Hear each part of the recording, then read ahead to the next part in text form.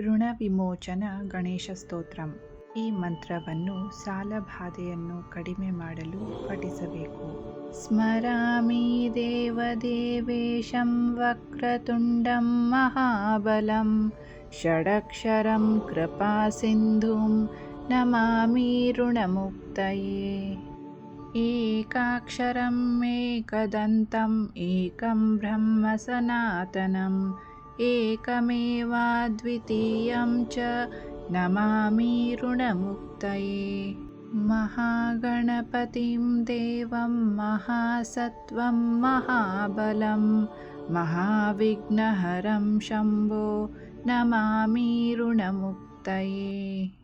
ಕೃಷ್ಣಾಂಬರಂ ಕೃಷ್ಣವರ್ಣಂ ಕೃಷ್ಣಗಂಧಾನುಲೇಪನಂ ಕೃಷ್ಣಸರ್ವೋಪವೀತಂ ಚ ನಮಾಮಿ ಋಣಮುಕ್ತಯೇ.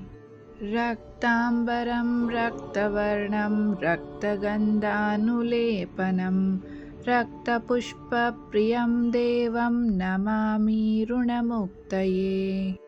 ಪೀತಾಂಬರಂ ಪೀತವರ್ಣಂ ಪೀತಗಂಧಾನುಲೇಪನಂ ಪೀತಪುಷ್ಪಪ್ರಿಯಂ ದೇವಂ ನಮಾಮಿ ಋಣಮುಕ್ತಯೇ.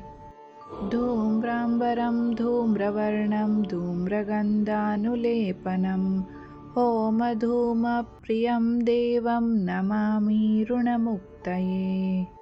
ಫಾಲನೇತ್ರಂ ಫಾಲಚಂದ್ರಂ ಪಾಶಾಂಕುಶಧರಂ ವಿಭುಂ ಚಾಮರಾಲಂಕೃತಂ ದೇವಂ ನಮಾಮಿ ಋಣಮುಕ್ತಯೇ.